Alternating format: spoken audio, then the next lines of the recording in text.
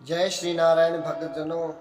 बताते हैं कि राजा परीक्षित जी जो है उन ऋषियों के सामने अपनी बात रखते हैं कि मेरे से ये पाप हो गया, मैंने स्मिक ऋषि के गले में मरा हुआ सर्प जो ढाल दिया और मुझसे ये पाप हो गया, तो आप मुझे मुक्ति की राह बताएं। तो सभी ऋषिगण सोचने लग जाते हैं कि हमें तो इतने वर्ष हो गए तपस्या करते हुए और आज भी डर लगता है कि हमें मुक्ति मिलेगी या नहीं मिलेगी, और राजा को कैसे 7 दिन में मुक्ति मिल सकती है।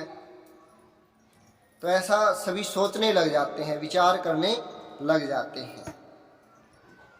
तो सभी ऋषिगण इस बात पर चुप हो गए कि 7 दिनों में मुक्ति पाना संभव ही नहीं है, असंभव ही था, ऐसा सभी ऋषिगण मान रहे थे। मृत्यु के समय राम का नाम मुख पर नहीं आता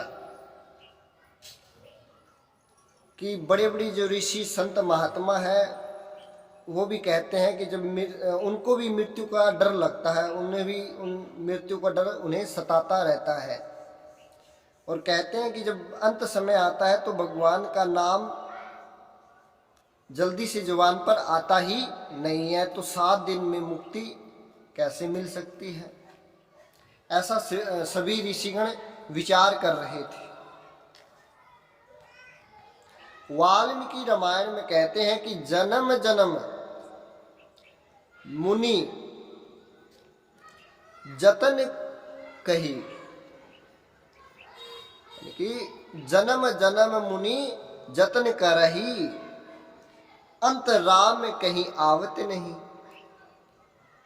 कि अंत समय में राम का नाम मुख पर कभी भी नहीं आता और राजा को 7 दिनों में मुक्ति चाहिए, तो किसी भी ऋषि का बोलने का समर्थ नहीं हुआ कि राजा को उपदेश दे सकें। राजा सोचता है कि ये जो ऋषि हैं इतने वर्षों से तपस्या कर रहे हैं, इन्हें इतना ज्ञान है, भगवान के विषय में इतना जानते हैं, वेद शास्त्रों के ज्ञाता हैं, और मुझे कोई भी उपदेश देने के लिए तैयार क्यों नहीं हो रहा है।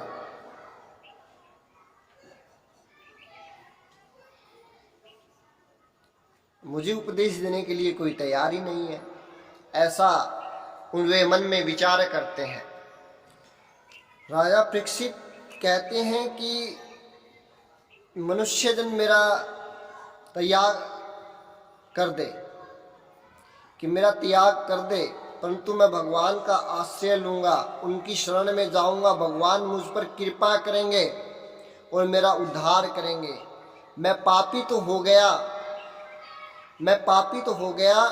परंतु मैं पांडव वंशी तो हूँ, भगवान की कृपा मुझ पर होगी। वो ऐसा सोच करके, ऐसा अपने मन में विचार कर करके ऐसा मान रहे हैं कि मेरी मुक्ति भगवान के नाम से ही होगी। अब ईश्वर के बिना मेरा कोई नहीं है, ऐसा वो पाप कर कर के मान चुके हैं। तो उनका पाप जो है वो कहते हैं कि जो पाप कर कर के जो मनुष्य भगवान की शरण में हो जाता है, भगवान का नाम जब श्रवण करने लग जाता है और उसके बाद कभी जीवन में पाप नहीं करता, उसको अवश्य ही मुक्ति मिल जाती है। तो वो भगवान का आश्रय लेने लग जाते हैं, भगवान का गुणगान करने लग जाते हैं। अब समय बताता है कि कैसे राजा परीक्षित को